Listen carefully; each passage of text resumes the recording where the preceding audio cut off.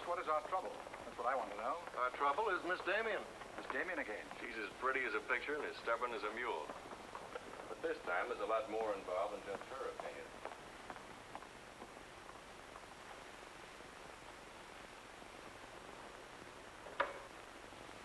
Come in, Miss Damien. We were just ripping you up the back a little bit. So I gathered. There's nothing personal. It's about Mr. Cortland. Cortland? Oh, yes. He runs a jewelry store. He owns Cortland and Company. London, Paris, Fifth Avenue. You may remember him as one of our biggest advertisers. Oh, what Shirley wants to say... I know what Shirley wants to say. I always know what Shirley wants to say. He wants to know why I killed the art layout on Mr. Cortland's famous jewels.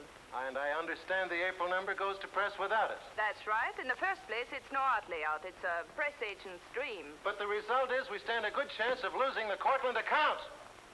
Now, am I running my department or am I not? I haven't said anything, Miss Damien. Well, I had a talk with Cortland, and he was decidedly acid about it. I'm not interested in Cortland. But if this magazine is going to submit to advertisers' blackmail, I'd like to know about it. Now, please, Miss Damien. If that's the policy, Mr. Kranich, you better get someone else to take my place. Please, Miss Damien, just a moment. Gentlemen, if you don't mind, I'll talk to you later. I thought I should bring this to your attention. You can't blame us for trying, Mr. No, of course not. No harm done, gentlemen. Madeleine, you've got yourself all worked up. Come sit down. I'll get you a drink.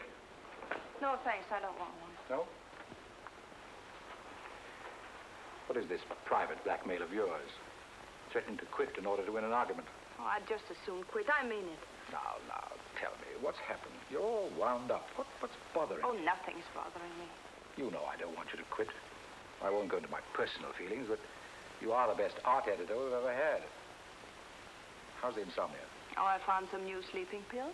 Red ones this time. Red pills to put you to sleep. White pills to wake you up. Doesn't sound very sensible, my dear. What are you doing this evening? Dining with Freddie Fancher. Oh, Freddie again. Oh, I couldn't get out of it, Victor. We're using some of his drawings next month. But it'll be the last time, I promise. Madeleine, you're a bundle of lies.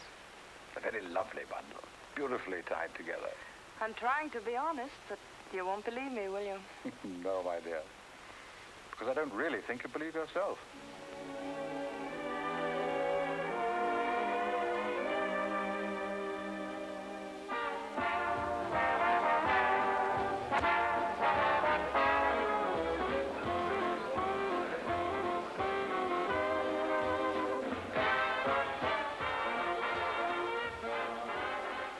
Why do you have to go back to that bore, Freddie Fancher? You haven't even given me a chance to make love to you. You've been doing all right. You know something? It's awfully hard making love to a woman who makes more money than I do. It'd be much easier if you made love to me. Would it? Oh. You're trying to give me the brush off, are you? Well, finally, we understand each other. Well, there you are, Freddie. There's your girl and no bones broken. I'll see you at the office, Madeleine. I'd join you if somebody asked me. Nobody's asking. Fair enough. Why do you have to dance with that pollywog? Look, I've told you not to drink. I always drink, particularly when I'm with you. Oh, am I that hard to take sober? You're a voluptuous pain in the neck. I'm going home. You're not going to walk out on me. Come on, be yourself. I've told you I'm going to leave early. But you can't leave me just sitting here in the snow. I'm mad about you. In my own foul way. Good night, Freddie.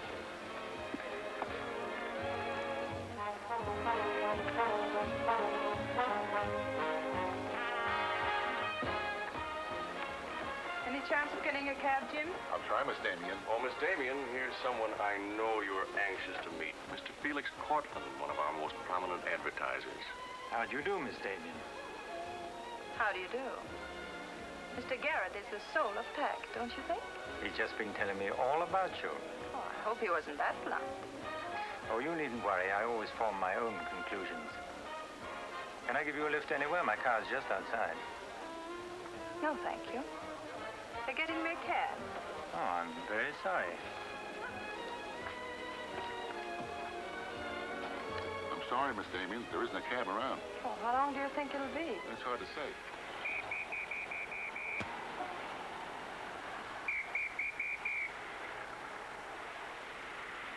Are you sure you don't want a lift? Well, there doesn't seem to be any alternative. Good night, Mr. Garrett. Good night, Mr. Cortland.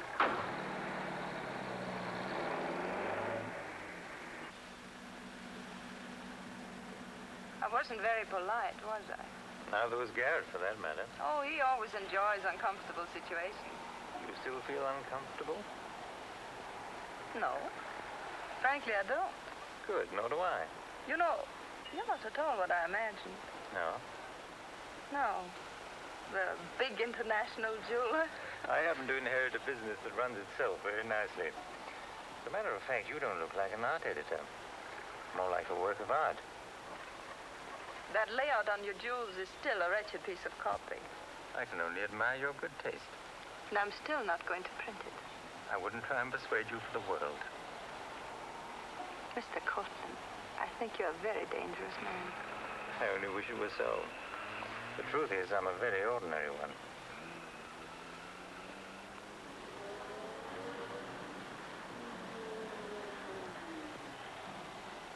Oh, I'm sorry. I forgot to give you my address. It's my fault. I forgot to ask you. Won't you come in for a minute? No, I don't think so. Oh, but you really must see those jewels you've been insulting. They're much handsomer than the photographs. I'll need you in about 15 minutes. But I said I wasn't coming in. Oh, yes, so you did.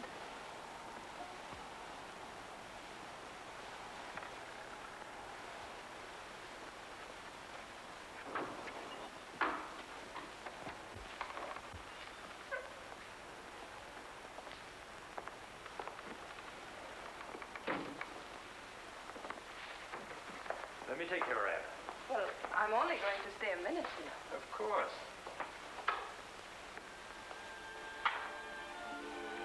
What a wonderful room. I've had this place a long time. In fact, I'm pretty disgustingly rich. Don't you find that rather pleasant? Oh, it's not so hard to take once you get the hang of it. I think I know all the troubles that come with money. And all the pleasures. Well, have you got me all figured out? Only what I see here. Good books, fine pictures. Wonder if you ever look at them. Oh, but I do. I'm a lonely bachelor, and I spend hours here all by myself poring over old manuscripts. You don't expect me to believe that, do you? Didn't my father paint that? Was Stephen Damien your father? Uh-huh. That's very interesting. Is it? I remember when he came here to paint that picture of my mother. Everybody was fascinated by him, especially Mother. Father ended by chasing him out of the house. I'm afraid that's the way it usually ended. My father was very much in love with life. That's a Hungarian custom, isn't it? Not exclusively Hungarian. Weren't you going to show me your jewels? Oh, yes, of course. I'd quite forgotten. That's the reason we came in here, wasn't it?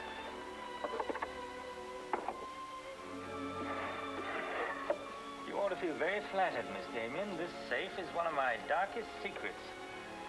You really want to see those jewels? Not particularly. I can't tell a brilliant from a diamond. Not one person in 100 can. But then very few people are intelligent enough to admit it. Thank you. How about another drink? No, thanks.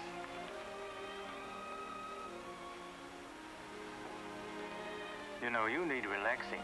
Lots of relaxing. I can hear your nerves snapping like rubber bands. I'm not nervous at all, see? You're a very curious mixture. A highly moral voice. That's not me, that's my mind. A man's mind, I'd say. Why not? I do a man's work. And desperate eyes. Eyes full of shadows. Insomnia does that. Does it?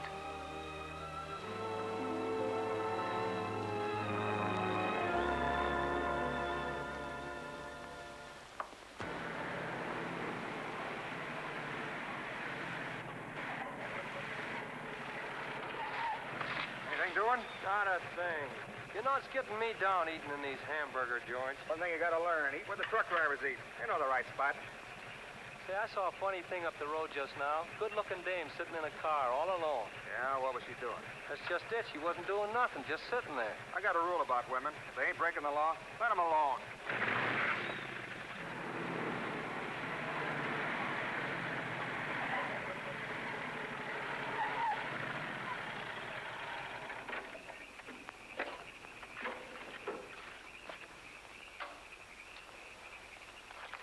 didn't mean to disturb you, miss. Just wanted to be sure everything was okay. Excuse me, lady, but are you sure you're all right?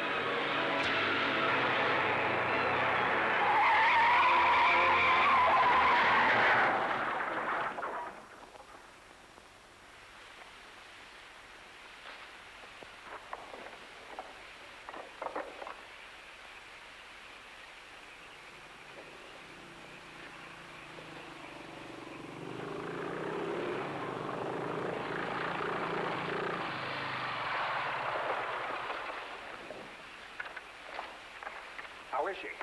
Luckier than she deserves. I just checked on her up the road. She was acting kind of strange then. I'd better call that ambulance. I doubt if it's serious, and I'm as good a doctor as you'll find at this time of night. Let's take her inside.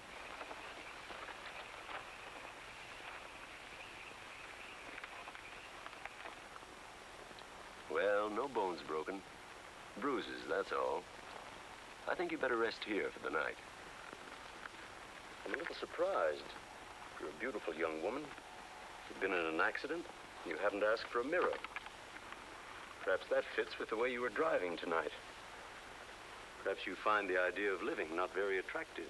Is that any of your business, Doctor? As a matter of fact, it is my business. I happen to be a psychiatrist. I don't need a psychiatrist. You won't mind if I disagree with you.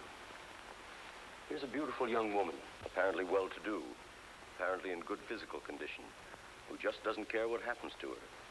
This is interesting. Not altogether unusual, but interesting. Of course, there are the obvious deductions. It's my life, Doctor, and I prefer to run it myself. And you don't want anyone to see inside it. Perhaps you don't even want to take a look yourself. Many women haven't the courage to face themselves, so they look for escape in one excitement after another. Half my patients are like that. But I'm not one of your patients. If you tell me how much I owe you, I'll be going back to town now. Very well. I'll drive you to the station.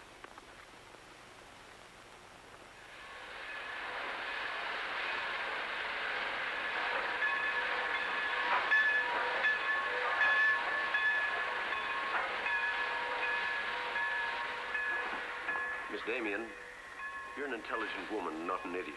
Will you promise me one thing? When you get ready to throw yourself off Brooklyn Bridge, will you come and see me first?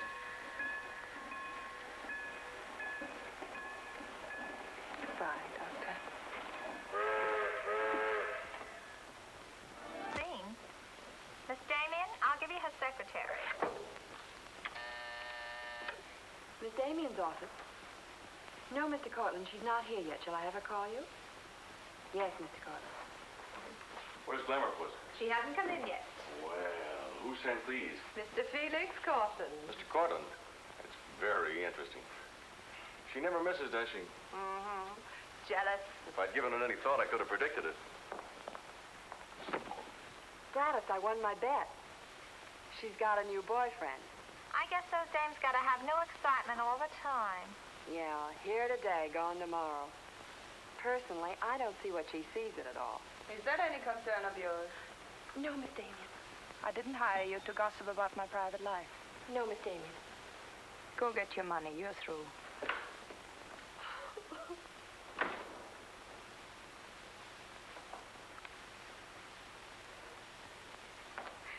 Damien, come in yet? What's the matter, sweetheart? Miss Damien fired me. Fired you? What for?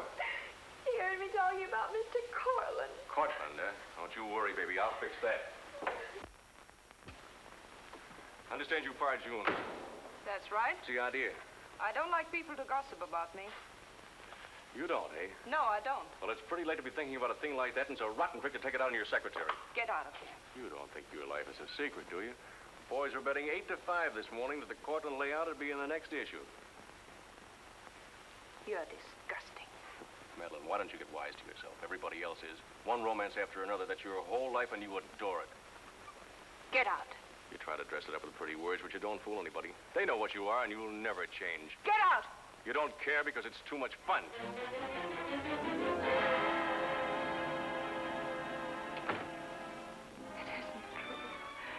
It isn't true. It isn't true.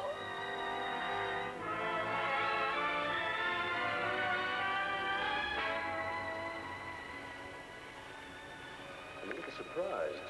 Here's a beautiful woman who just doesn't care what happens to her.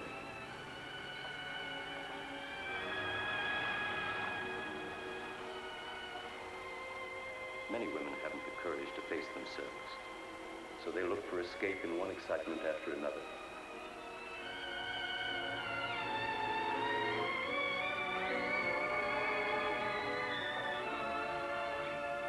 That you find the idea of living not very attractive. Lady, if you want to kill yourself, why don't you try the fridge?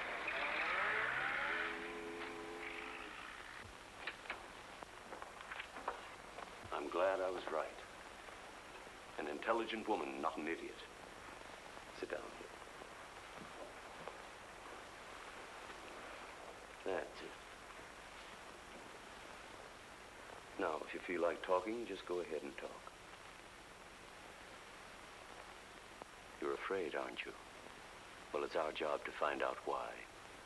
To explore the shadows and throw light on what we find there. Then you'll be able to see yourself clearly and face yourself honestly. When you can do that, you won't be afraid anymore.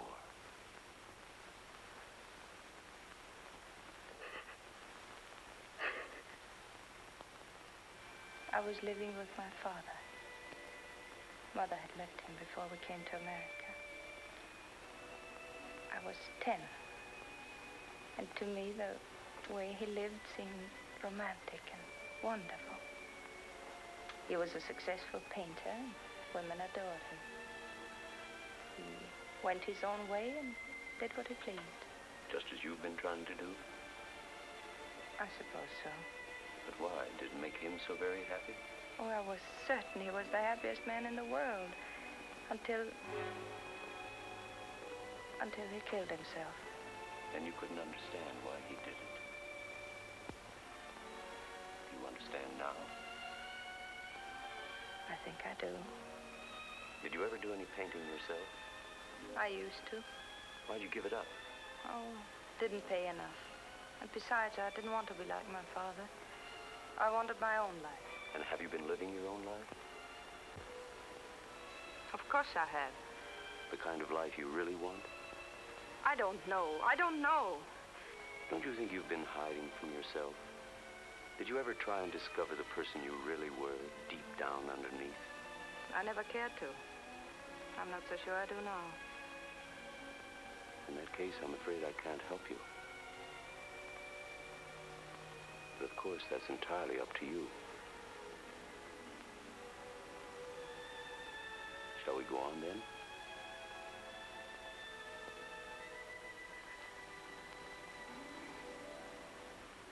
I was doing what I wanted to do.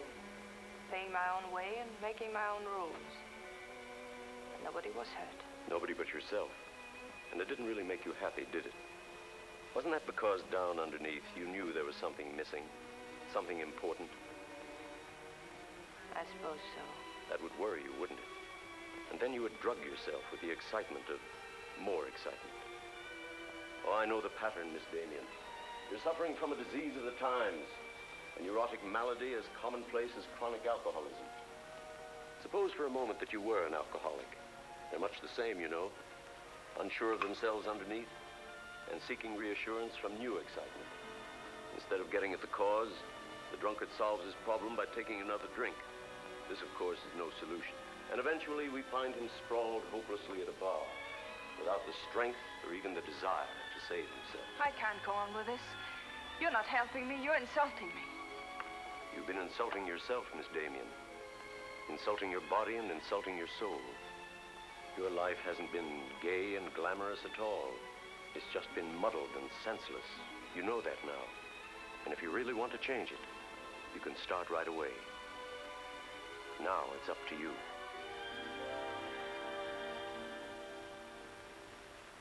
You can have my apartment, Ethel. The rent's paid till the end of the month. Darling, I feel like a vulture wheeling over your head. I'm not in, whoever it is. Miss Damien's office. No, she still hasn't come in, Mr. Cortland. Well, I don't know exactly. Later in the day, Did he hang up? Yes, good. Let me call him back, darling. You may be sorry later. Everything in this file returned without comment. This I would ask to see more of their work, and these you may be able to use. But you haven't given me your new address. I'm not giving it to anyone. Hello, Madeleine. Beautiful, would you mind popping out for a minute? That's just 60 seconds. You better talk fast. Madeline, I'm on a jam. I've got to raise some money. I need about $5,000. What do you expect me to do about it? Well, I thought you might talk to Cortland. I'm sure he'd let you have it if you ask him nicely. You're really quite a rat, aren't you? Look, Madeline, I'm in debt up to here. I only make $100 a week, and you know I can't live on that. $5,000 doesn't mean a thing to Cortland. You better get out of here before I lose my temper. You're forcing me to say things that I don't want to say, but if you're going to act cold and virtuous about it, you'll hear them. Suppose I tell Cranish. Tell him what? About Cortland. You know, you've got a very nice job here, but you won't have it very long if I tell Cranish. I don't want to tell him, but... What's so funny? As a blackmailer, you are pitiful. Go on, tell him. Tell him what a rat I am, and you are, and he is. Go on, use my phone if you want, and my desk, and my office. I'm through with all of them.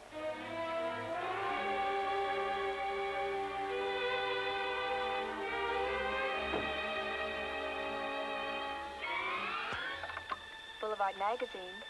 No, Miss Damien hasn't been back. Just a moment, please. I'm sorry, she doesn't work here anymore. You might try at her home. Waldorf Apartments. Waldorf Apartments? Miss Damien? Oh, no, she gave up her apartment. Why don't you try the post office? Dahlgren? Dalton? Dalton? Damien. Care of Richard Caleb, 137 West 50th Street.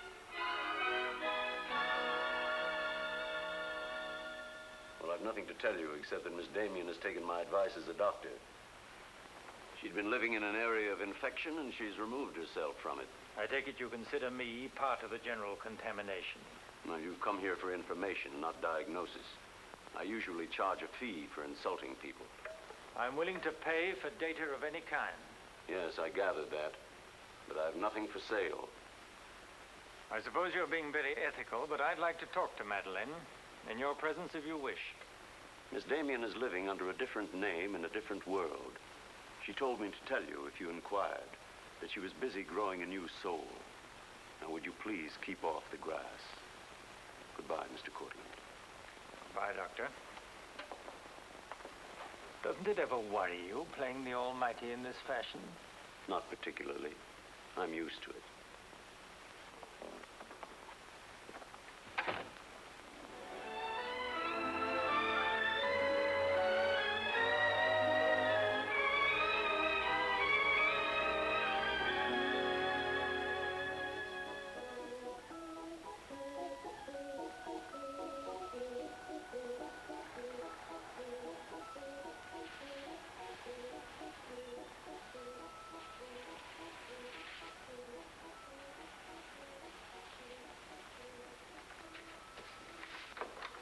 How's it look? It's better than torn wallpaper. So you think I've talent, then? You'll do better after you get the hang of it. I only hope the new tenant will like it. Well, he seems awful particular. He's a floor walker at Macy's. Oh. Well, you can always give it back to me. He'll never sell it, you know. Take my advice and try something more cheerful. You know, like flowers and butterflies. I'll do that. Thank you, Mrs. Geiger.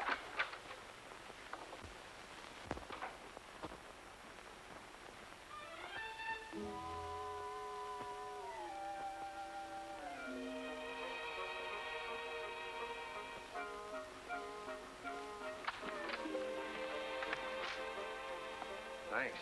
You saved my life. Is this yours? Yes. Mrs. Geiger would scalp me if she knew I kept mice in my room. Well, why do you keep mice in your room? Pathology is part of my homework. I really shouldn't bring these fellas out of the lab, but, well, I got kind of attached to this one. Oh, thanks again. Hey, women are supposed to scream. Aren't you afraid of mine? Well, no, but next time I'll scream.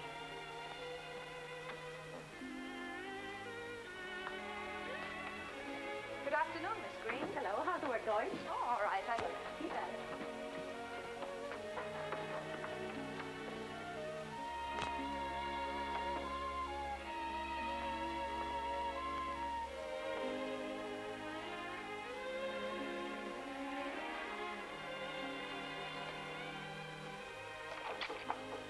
Come in. Hello. Hello. So you're an artist, aren't you? Well, I don't know. Oh, Mrs. Geiger said yesterday that you were. She's an authority if I ever saw one. I was wondering, could you do a job for me? Want your portrait painted? For me? Oh, no. No, nothing like that. I'm doing some research, and it has to be illustrated. Oh, what do you want me to draw? Ooh, nothing fancy, just blood cells and things. Sounds fascinating. Oh, it is, really. You see, it's a lot like... Oh, no, you'd be surprised. It really is fascinating once you get in it. Of course, I'm on a fellowship, and I couldn't pay you very much. Matter of fact, I couldn't pay anything till the first of the month. That'll be all right. Oh, fine. Swell. It's all settled then. I'll see you at my place about 6 o'clock. Oh, but couldn't I? Oh, sure you can. I just live downstairs. You know, the mousetrap. Oh, by the way, my name is Cousins. Mine is Dixon. Very glad to know you, Miss Dixon.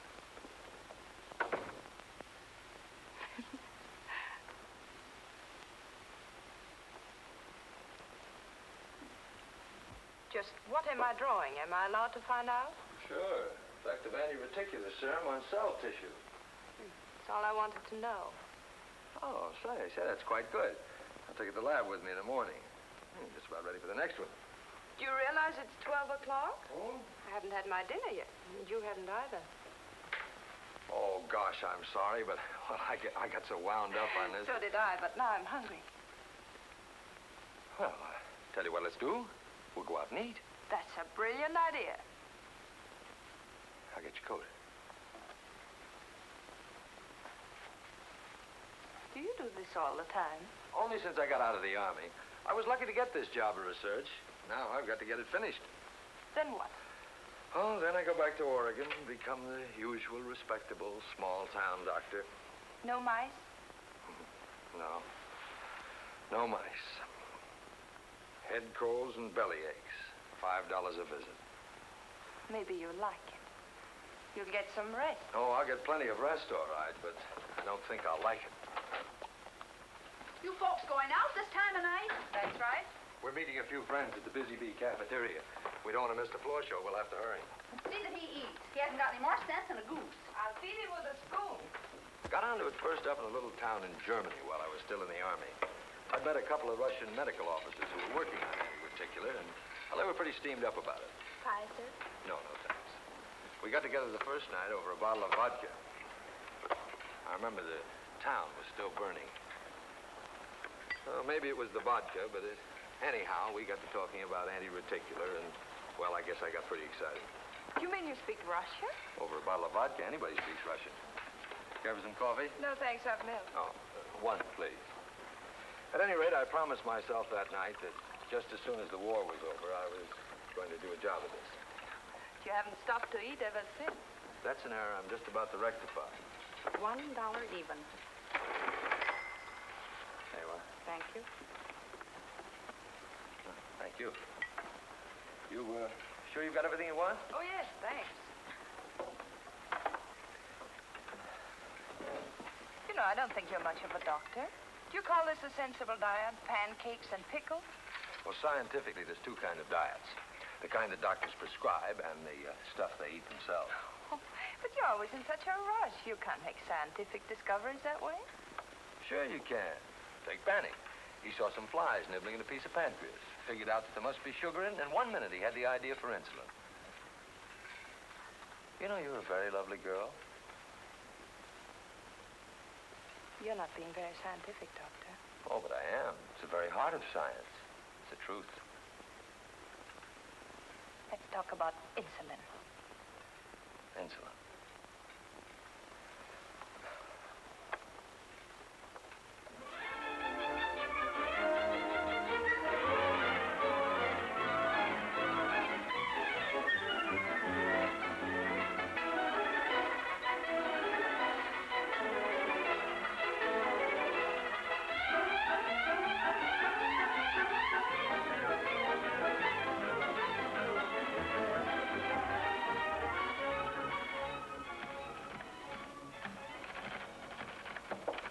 Come in.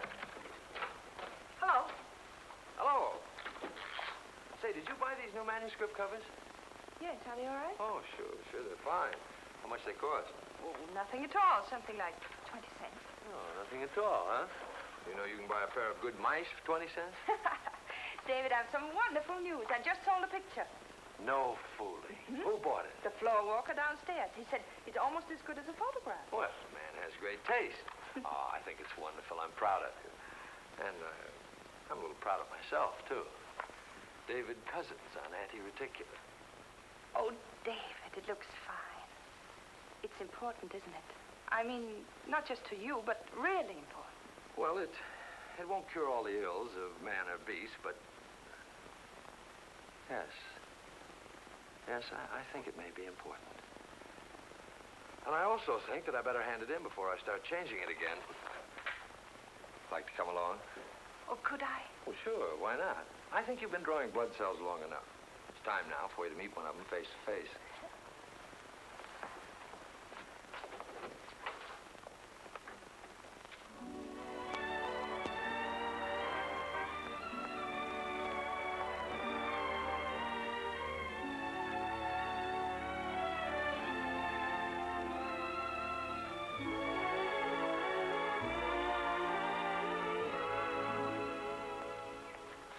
I hope your text is as good as your illustrations.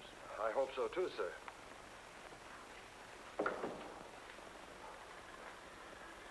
Well, that's that. You didn't tell him there were your drawings, did you? I didn't tell him they weren't. Come on, I'll show you my lab. Coffee. I wouldn't try and drink it if I were you. Assistant pathologist.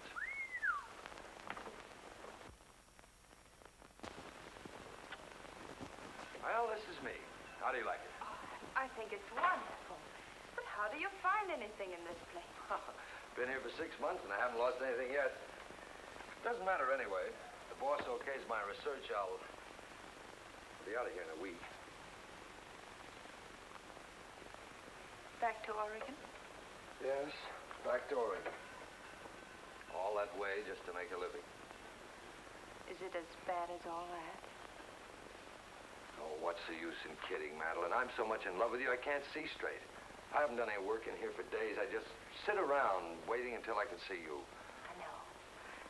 Because that's just what I do. Wait to see you. Darling. Oh, darling, I never felt like this about anyone before. Tell me, when did you first know? Oh, when I first saw you, I think. Yeah, me too. I'll never forget you standing in that hall with a mouse in your hand. Only I didn't know then what was happening. I thought I had the flu. Will you marry me? Oh, David. Well, will you? We don't know each other. I mean, you don't know me. Oh, but I do. Of course I know you. Now, what do you want to know about me? David Cousins, M.D., University of Oregon, Captain Medical Corps Reserve, young, healthy, and very much in love. Will you marry me? Oh, please don't ask me now. Well, I've got to ask you now. I want to marry you now. Please give me time, David. I'm all mixed up. I'd like to go home now. All right.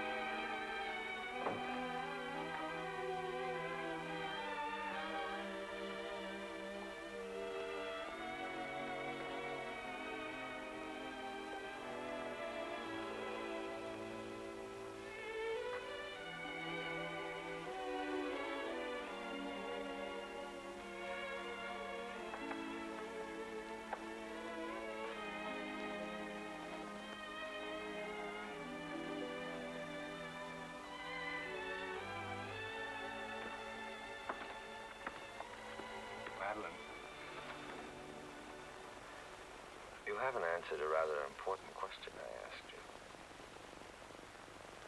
I can't say no, because I wouldn't mean it. Darling.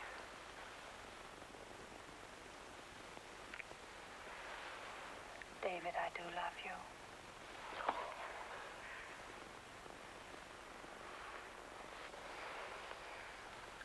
Good night, darling. Good night.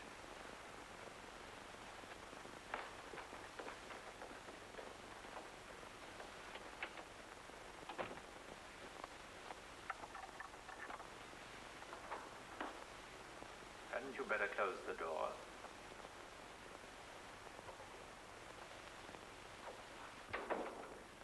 A gentleman I hired provided me with your new address and the proper keys.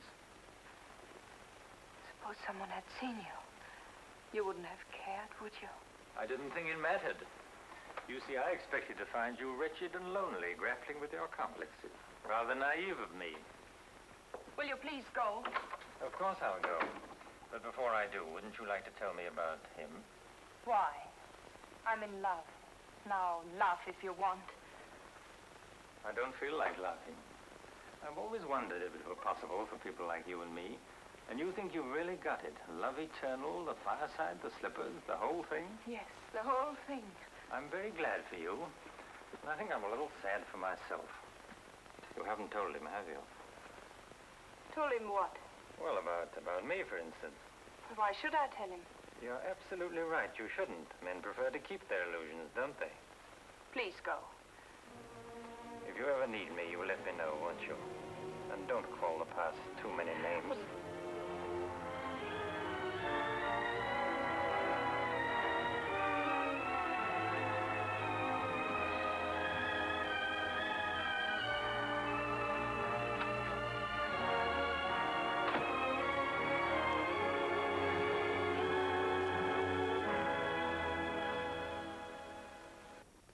I don't care what you say. I'm going to marry him just as soon as it can be arranged. You want to run away from your problem? I'm not running away.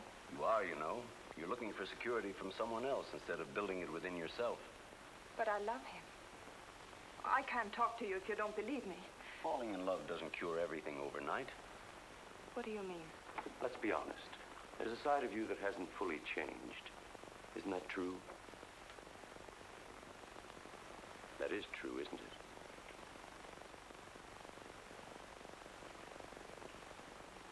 Yes.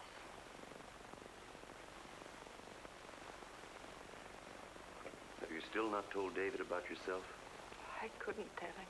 You let him fall in love with an illusion, with someone who doesn't exist. I could never tell him. He might stop loving me. Isn't that a risk you'll have to take? You're being very careless about it. You can't build a lifetime relationship on a lie. If you're really in love, you'll tell him. With the others, it was different. But if you love him... Will you please stop saying if? How many times must I tell you I love him? But real love is a sharing. If you're strong enough to face this yourself, you're strong enough to face it with David. Oh, I can't do it. I can't risk the only happiness I've ever had.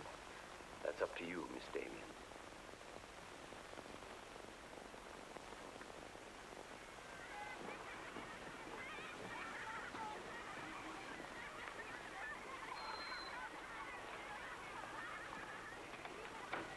Hi. Hello, darling. You're home early, aren't you? Well, I didn't get fired, if that's what you mean. Dr. Lutz read my paper. Really? What did he say? Well, he liked it. Oh, David, that's wonderful. The only trouble is he thinks it's so important he wants me to go to Chicago and read it before the convention. Oh, David, no. Well, that's not my idea. I don't want to go. Well, when will you have to leave?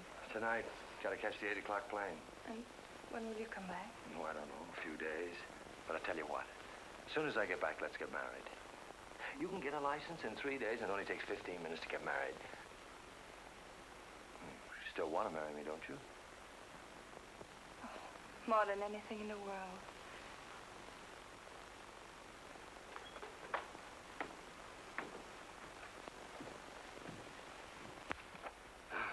You know, I'm going to feel kind of silly at that convention. Of course, it's a great honor and all that, but you realize that I'll be talking before some of the biggest men in the field?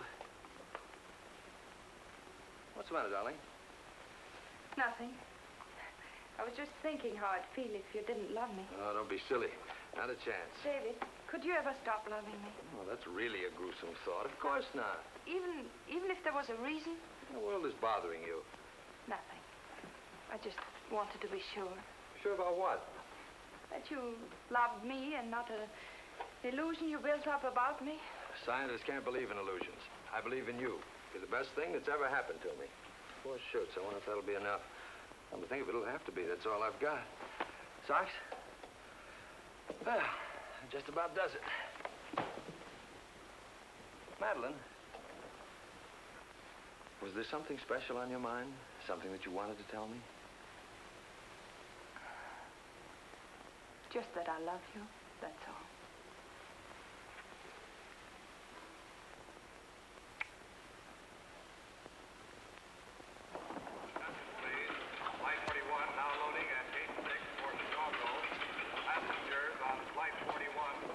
Write me every day? Every day. Hope you miss me. Hope you suffer like a maniac. I will, I promise. Oh, gosh, I hate to leave you. You know, I'm going to be jealous. Jealous of what? Oh, I don't know.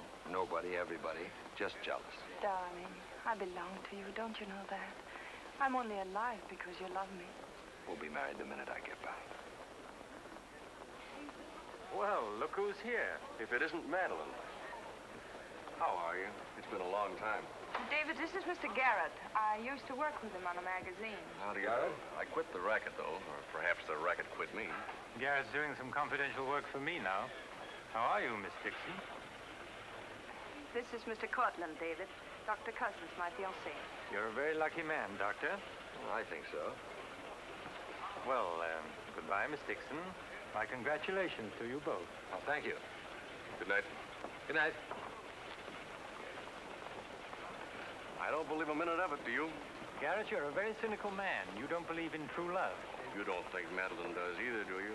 I don't know, but I've always been fascinated by miracles.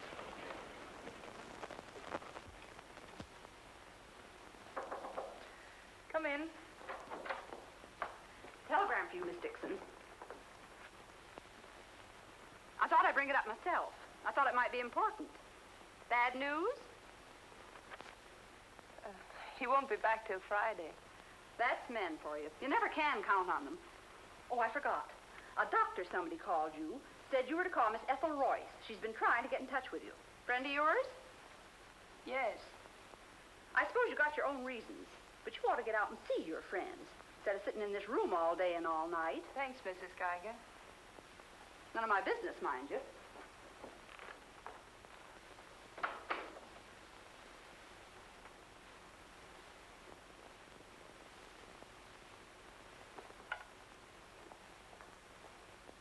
Ethel, this is Madeleine. Madeleine. Darling, but this is really a voice from the dead. I pestered that doctor of yours for hours. I just have to talk to you.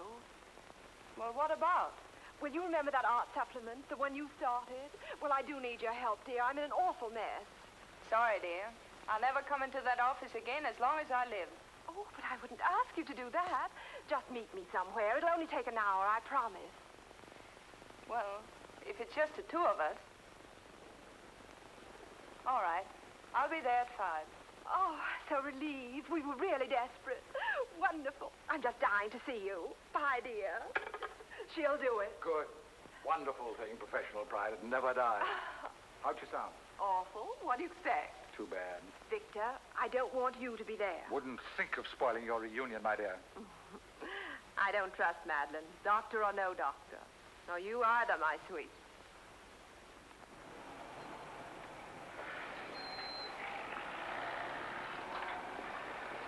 Hello, Miss Damien. Glad to see you back. Glad to see you, Jim.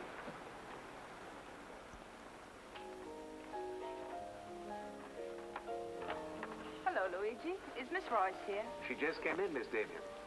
We missed you, Miss Damien. Have you been away? No, but it's nice to be back just the same. Hello, Ethel. Darling, you look wonderful. A little pale, but so interesting. You know, I can't stay very long. Oh, I understand, dear. We'll get right to work.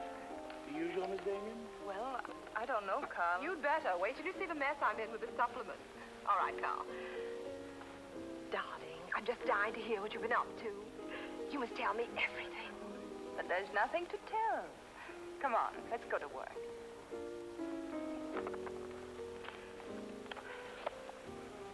You're just marvelous, my dear. You made the whole project seem utterly simple and practical. Not for me, please. Darling, you used to be able to drink 10 in a row. I'm out of training.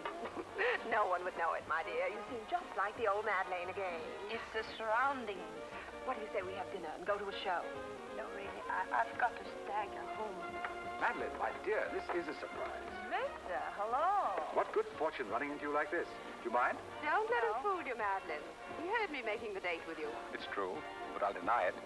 Frankly, I wanted to have a look at you. You look very dashing for a hermit. Thank you. We've all missed you desperately, haven't we, Ethel?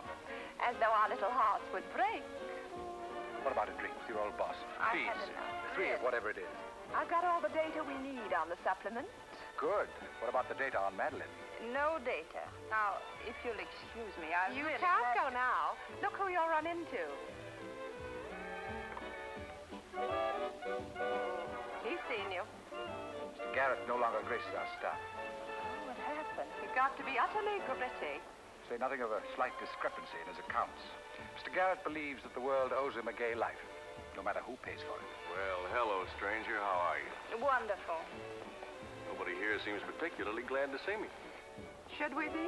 Oh, well, it's been nice knowing you. There goes one reason for my ivory tower. What? Darling, I'm constantly running into men who adore you. Slews of them. Hated them all.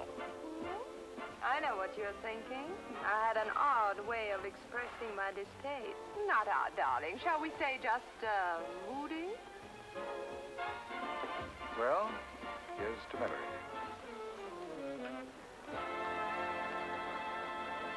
May I speak to Mr. Cortland, please? Just a moment, sir.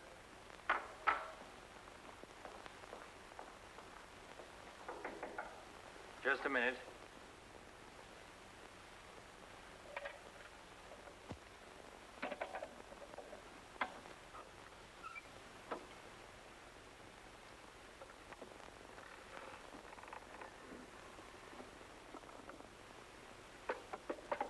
Come in.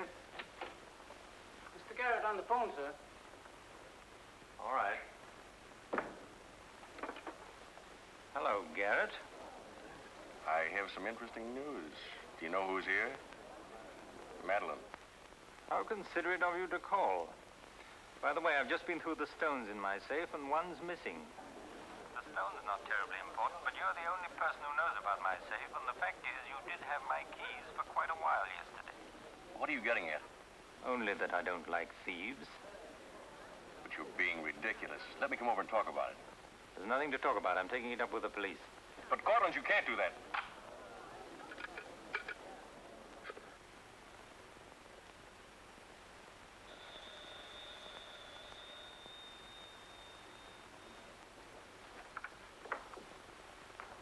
Mr. Garrett again, sir. Tell him I've gone out. I'm sorry, Mr. Cortland has just left.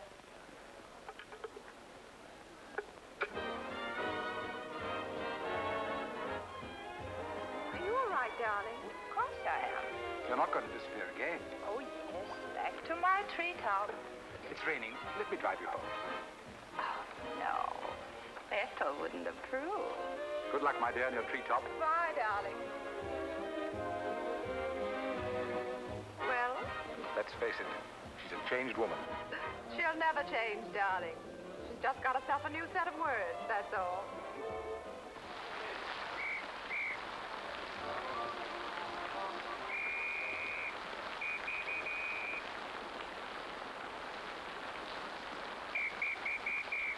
Madeleine. Hop in. No, thanks. I'm waiting for a cab. Don't be silly. There are no cabs. You'll get drenched. Please. I'll drop you off. I'm going home alone. Come on, in you get.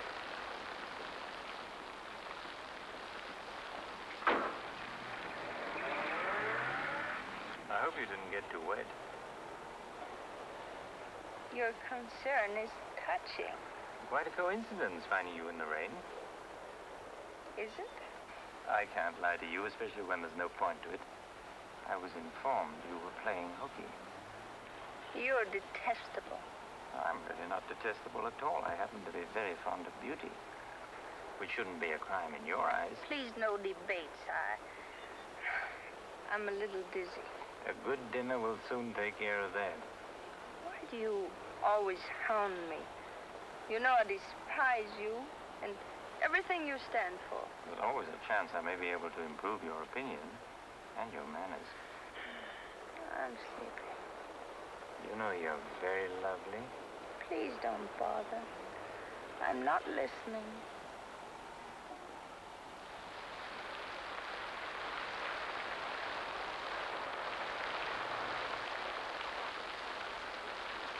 Where are we?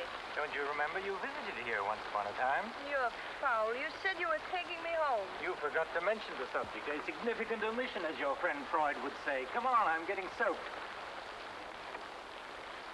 That launch you. I'm going home. Right after dinner. Think how wonderful you'll feel when you slap my face.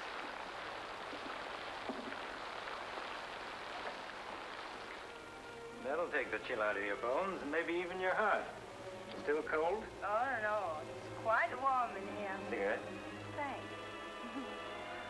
Very warm. Light? No, I'm not really detestable, am I? No. I am. Why? Because I ought to go home. In this rain, you mustn't even think of it. You see, you are detestable. And you've been very annoying for months.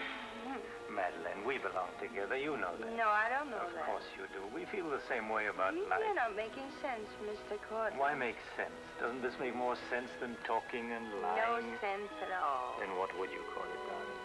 Stupid. Madeleine, you're wonderful. Stupid. You're sweeter than ever.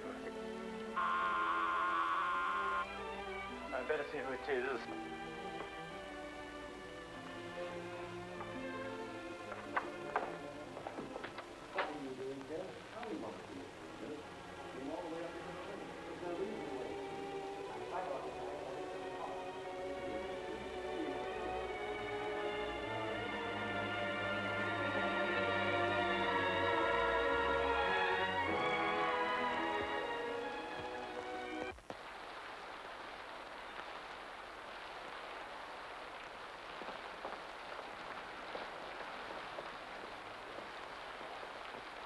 But I tell you, I'm going to raise the money. I'll pay you, honestly. I don't like dealing with thieves. That's a job for the police. You swear out a warrant, you'll never get a dime. Look, I didn't sell it. I just had to have some money temporarily. Here's the pawn ticket. I'm not interested in pawn tickets. Good night, But, Carter, you've got to give me a I chance. said good night.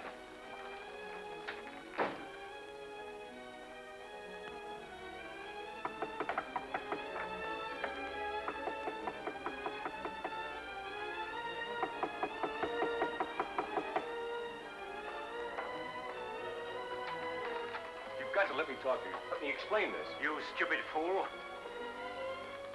I'll have the stone back. I'll get it to you. I promise I will. All I need is a little more time, just a couple of weeks.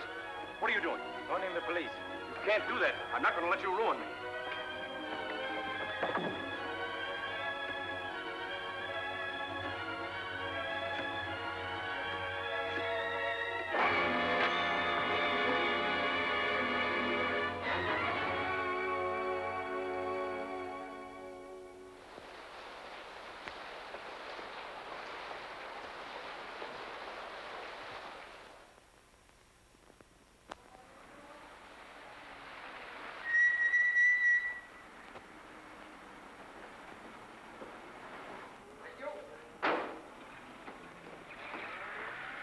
Very lovely this morning, Mrs. Geiger. You wasn't expected back until Friday. That's what I like. A cheery welcome home. Miss Dixon upstairs? I haven't seen her this morning. Who is it?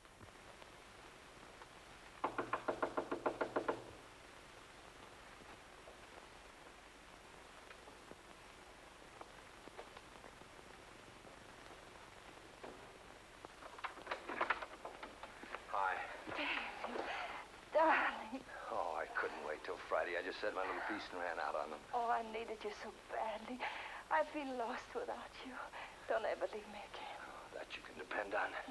Say, I've got big news. I'm a success. Oh, tell me all about it. I wonder what's the matter with you. You don't look very good. Come on, I think you better get back in bed. Now then, first, I don't have to go back to Bellyaches in Oregon. You're not marrying a small-town country doctor, young lady. You're marrying a promising young research scientist. At least that's what Dr. Broder says, and he ought to know. He's got a long white beard. Oh, darling, I'm so proud of you. I think I'll take your temperature. Gee, I wish you could have been there. When I finished reading my paper, they all got together and offered me my own laboratory in California. I still can't believe it. There it is, right in the paper. You'll find it on the bottom of page 10.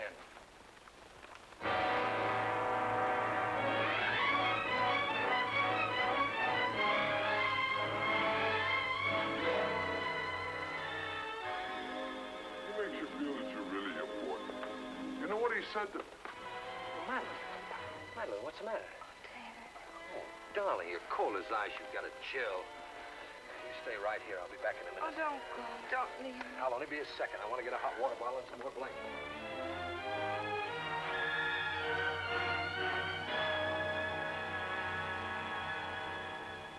Miss Madeleine Dixon at home? I don't know. Friends of hers? We're from police headquarters. Where's her room? Upstairs. What do you want to see Miss Dixon about? We'll tell her. Well, perhaps you'd better tell me first. Miss Dixon isn't well. Who are you? He's a doctor. He lives here. If it isn't important, I suggest you come back tomorrow. It's important. Could you get some extra blankets and a hot water bottle, please? You a friend of Miss Dixon's? Yes, what? Just asking. Well, what is it, an accident or something? I wouldn't call it an accident. Well, we should cut out this mystery and tell me what it's all about. Okay, Doc, take it easy. Madeleine, these men are from the police. They want to We'll take over from here, Doc. I'm Sergeant Patelli. This is Sergeant Beitler. You're a friend of Felix Cortland's, weren't you? Matter of fact, you were with him last night. No, I wasn't. Did you see Mr. Cortland any time yesterday? No, I didn't. Now, look, Miss Damien, we wouldn't be here asking questions unless we already knew most of the answers. Oh, wait a minute. Her name's not Damien. I think you've got the wrong party. I think maybe you've got the wrong party, Doc. The name happens to be Damien. This happens to be a case of murder. Take a look at that newspaper. I want to know what's going on in here. This is my house, and I've got to know. Sorry, madam. We'll talk to you later. As long as I've been here, there's never been police Take in her this and see house. what you can find out. lady. Come along. Now, Miss Damien, tell us what happened last night. What time did you leave Cortland's house? Oh, David. You and this guy, Cortland, were pretty sweet on each other, isn't that right? Oh, but it isn't. It isn't true. Now, according to the chauffeur, you got to Cortland's house at 6:45. What time did you leave? Oh, but I didn't go into the house. I met him by accident. David, don't look at me like that. How long have you known Miss Damien, Doc?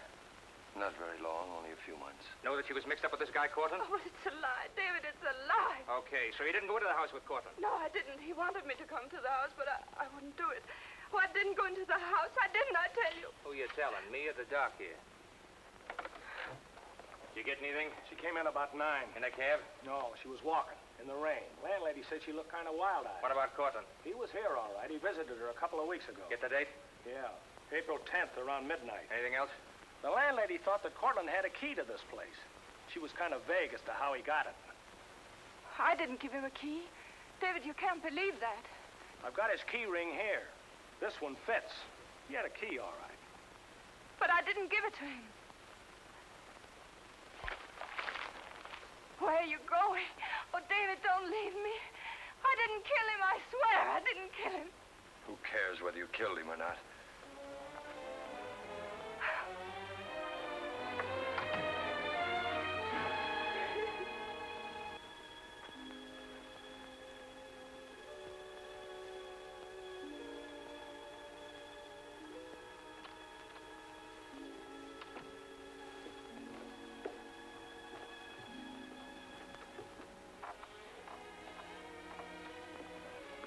Could I see him for just a minute? Well, it isn't regulations. Okay, 60 seconds. David, please listen to me. You lied to me. You've always lied to me. But I'm not lying now. I didn't want to go with him. He said he'd drive me home. And he made love to you, didn't he? Oh, don't deny it. Of course he made love to you. He had a key to your room. I should have told you many things. I tried to, but I just couldn't. If this thing were so innocent, you would have told me. When I said I was in love with you. When I asked you to marry me. I was afraid, David. I was afraid you wouldn't understand. You bet I wouldn't. Before I met you, I was horrible. But you changed all that. You made me sane and happy. Why keep on lying? You tried that upstairs and it didn't work. Look, I was in love with you. All right, I made a mistake. I thought you were something wonderful and you turned out to be something else. So let's just forget about it. The only thing that you can do for me is let me alone. I love you, David. I'll always love you.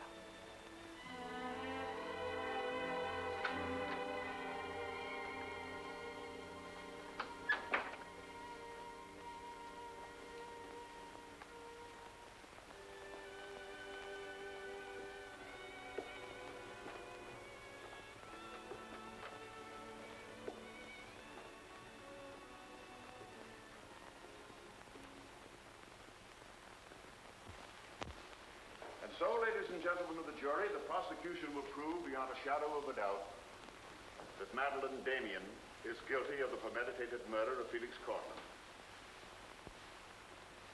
We will prove that she was in his apartment the night he was murdered. We will prove that her fingerprints are on the table lighter with which he was murdered. And we will prove further that she had a motive for the murder. For after all, this is a very simple story. To one man, Dr. Cousins, she was a pure and noble woman. To the other, Felix Cortland, an irresponsible light of love.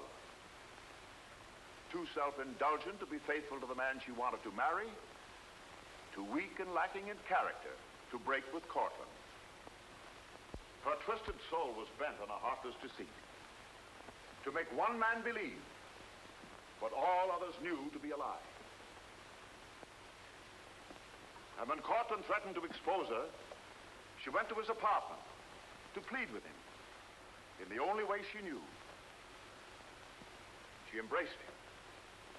She made love to him. And when, in spite of that, he threatened to expose the lie that she was living, she silenced him forever.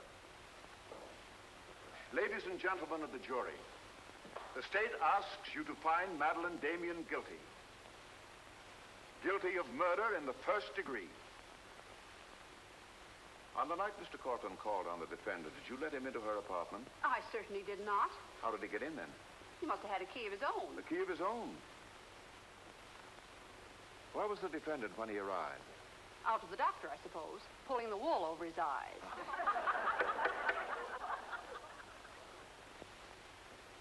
Thank you, Mrs. Geiger. Your witness, Mr. Mitchell. You've got to let me cross-examine her. No questions. Miss Damien, I can't defend you properly if you won't let me. We've got to put up a fight. Fight? What for? And now, Mr. Garrett, just what was the nature of the work you did for Mr. Cortland? Well, most of it was personal. Confidential secretary, I suppose you'd call it. And in that capacity, you were in a position to learn a great deal about his private life? Yes, of course. Did Mr. Cortland know that Miss Damien was lying to Dr. Cousins and concealing her true character from him? I'd rather not answer that question, Mr. O'Brien. You see, both Miss Damien and Mr. Cortland were friends of mine. Yes, I understand. Well, let's get back to the meeting at the airport. What was the attitude of the defendant when Cortland saw Dr. Cousins? She was embarrassed, naturally. Yeah. She was embarrassed, naturally. Thank you. Your witness, Mr. Mitchell. I've got to cross-examine. If I don't, we haven't a chance. Don't ask him anything. No questions. Were you a close friend of the defendant? Yes, I was. Did she confide in you on matters of a personal nature? Yes, she did. If you were asked in this court, do you think you could recall any of those intimacies? I could recall some of them in lurid detail. Your Honor, I object. Objection sustained. Well, let me ask you this, Miss Royce. Would you say in general that men found Miss Damien attractive? Definitely. And would you say that Miss Damien found men attractive to her? I'm afraid I most certainly would. You would? What were the relations between Miss Damien and her former employer, Mr. Cranish? They were friendly. In your opinion, was there anything more than friendly? I object, Your Honor. The question calls for the conclusion of the witness and is prejudicial. Objection sustained. Dr. Cousins, I'm Dr. Kalin. Miss Damien's a patient of mine. I don't happen to think she's guilty of murder, do you? No, I don't. She may be guilty of other things, but in there she's being tried for murder, and she won't even defend herself. She's got a pretty good lawyer, hasn't she? She needs your help, Doctor. In her own mind, she's not on trial for murder. She's on trial for those other things. And it's not the judge who's trying that case, it's you. I don't want to be rude, Doctor, but I don't think you know what you're talking about. I'm sorry to disagree. You see, I've been treating Miss Damien for some time. I happen to be her psychiatrist. Dr. Caleb. I'm sorry to have bothered you, Doctor.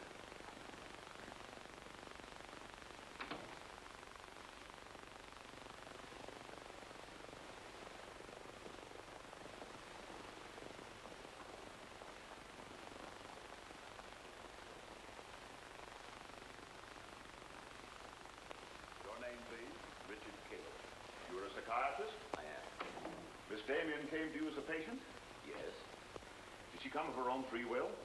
Yes, of course.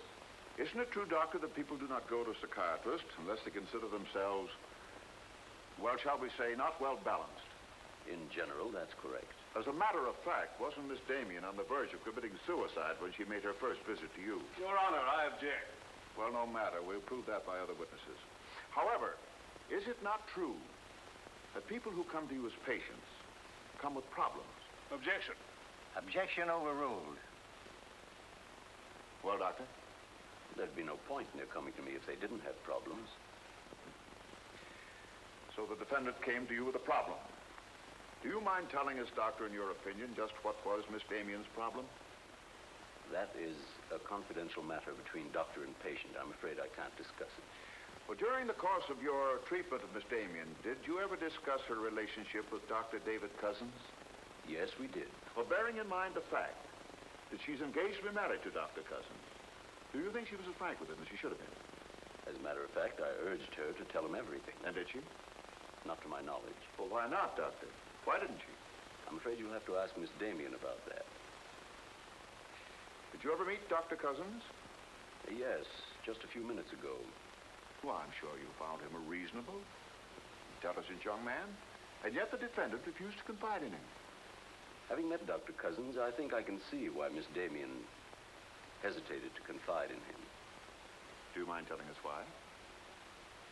It's my impression that Dr. Cousins hasn't the capacity, either emotionally or intellectually, to understand a problem like Miss Damien's.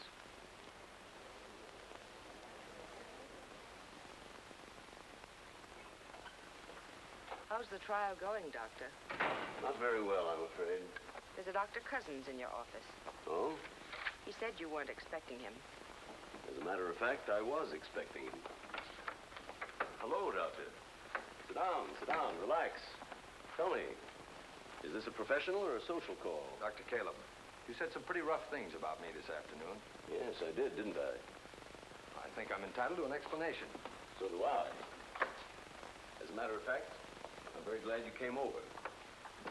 I wanted to talk to you about Miss Damien. I'm not interested in Miss Damien. I'm glad to see you're still in love with her. And I'm not in love with her. All the better. Then we can approach the subject of Miss Damien as one scientist to another. You see, I'm interested in Miss Damien because she's a patient of mine. I believe I was well on the way to solving her problem. It would be most distressing to me if she were to die now for a crime she didn't commit. It would be as though you had lost one of your white mice, one that you had just inoculated. What's all this got to do with me? Only this, that when you testify tomorrow, you'll be asked to tell the truth. The whole truth. The whole truth about a human soul is a complicated proposition. Now, I'm not going to tell you anything about Miss Damien that you haven't already heard. But isn't it possible that you've picked up a few stray facts and added them up to a conclusion that's entirely wrong?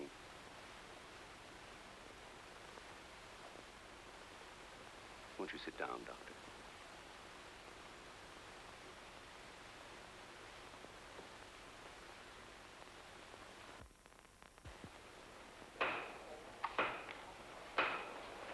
Hear ye, hear ye, hear ye. The court is now in session. Call your next witness, Mr. O'Brien. Dr. Cousins, please. This will be their last witness. You've got to let me put you on the stand. I tell you quite frankly, Miss Damien, if you won't testify, we haven't got a chance.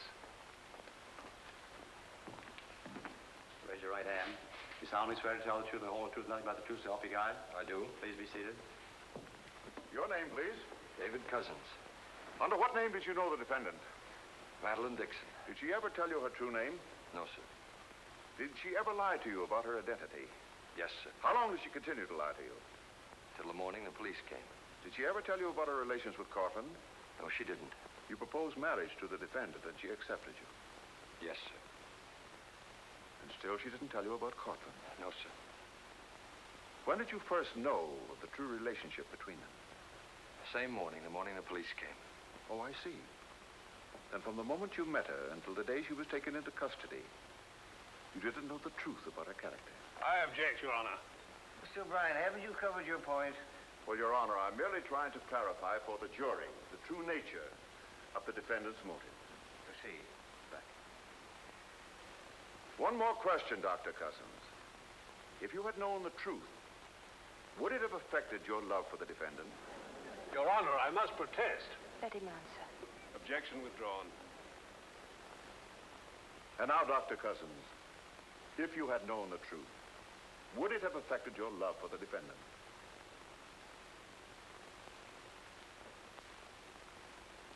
I was in love with Miss Damien then, and I'm in love with her now. Your witness, Mitchell. No questions.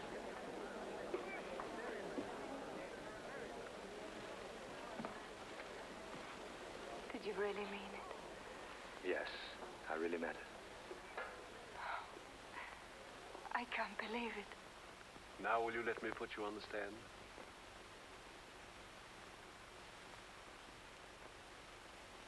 You admit you went to Cortland's apartment that night? Yes.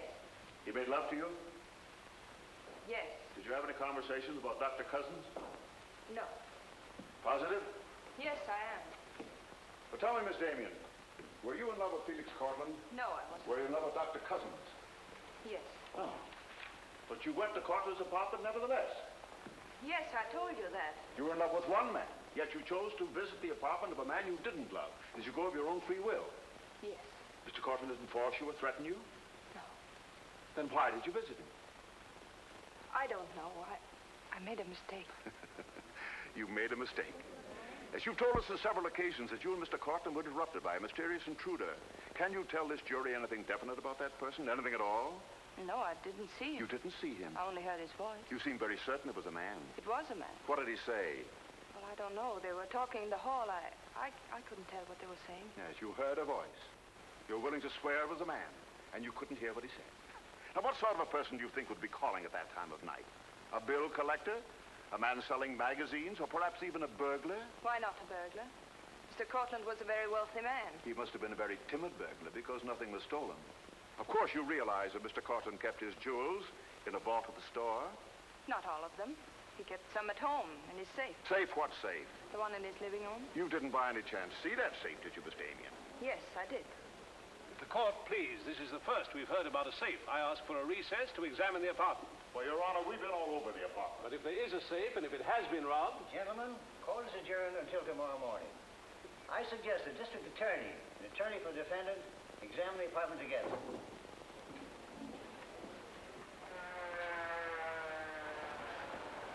What about this safe, Mr. O'Brien? What safe? How about some pictures on the inside, Mr. O'Brien? You boys better wait outside.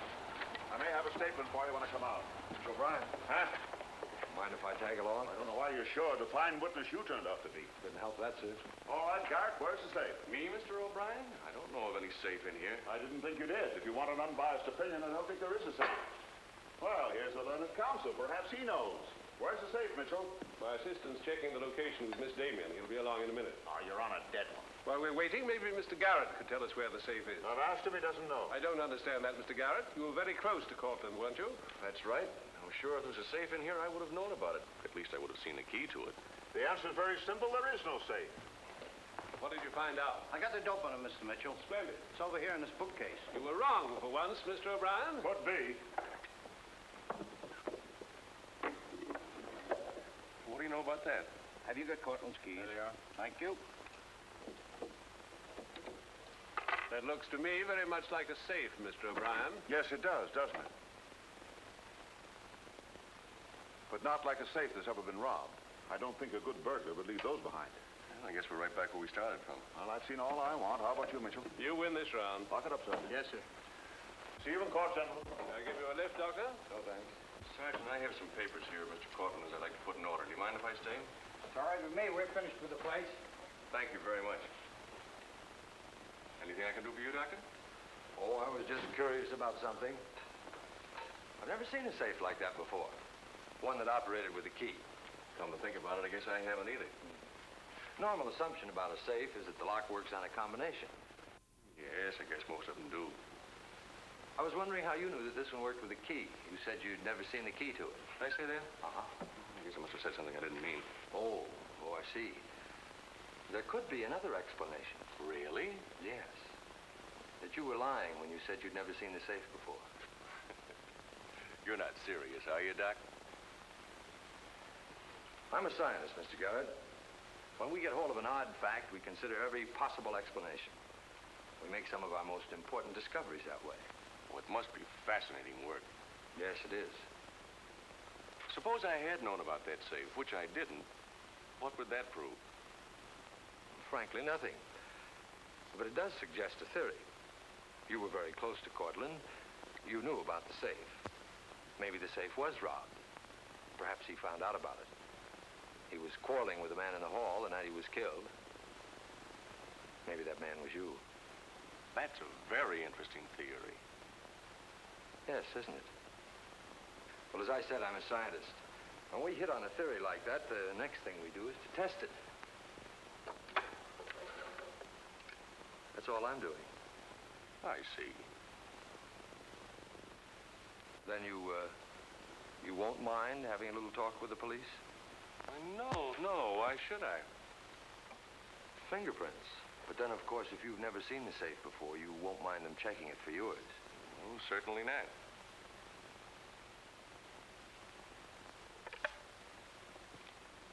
The number is Spring 73100.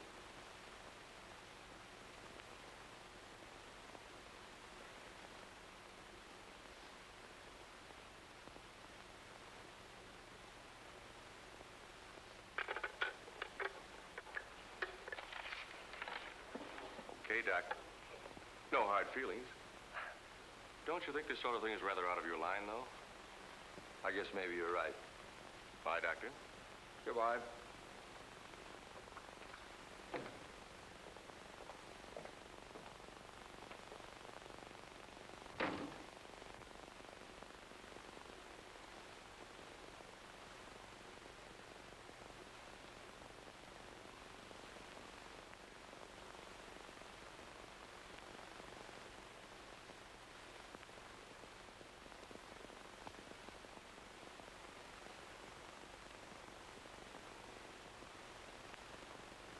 Spring 73100, wasn't it, Mr. Garrett?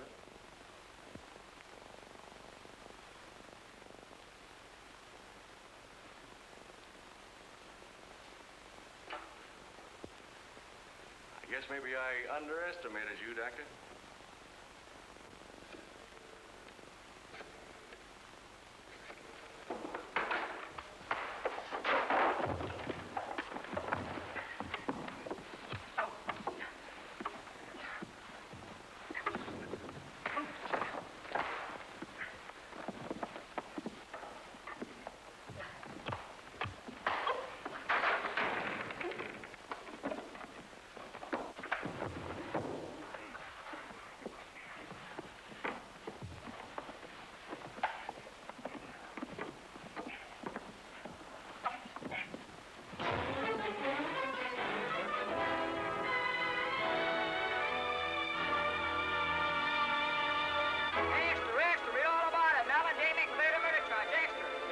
From the Associated Press newsroom. Bulletin.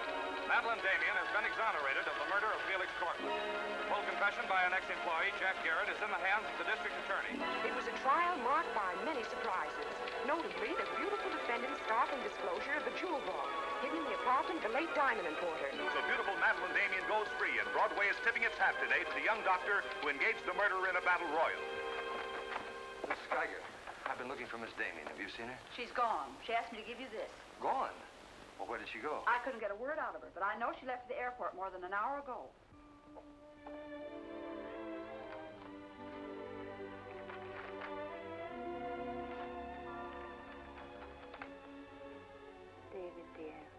I can still hear your voice in that courtroom, and I'll never forget what you said. You did much more than save my life. You made my life worth saving. I can't bear to tell you how much I love you and want to marry you. But right now, that wouldn't be fair. I'm going away for a while. I want to be terribly sure, after all this, that I can really be the kind of person you once thought I was. Maybe after a while that will be possible. And then, when we're both sure, David, please ask me again. Goodbye, my darling.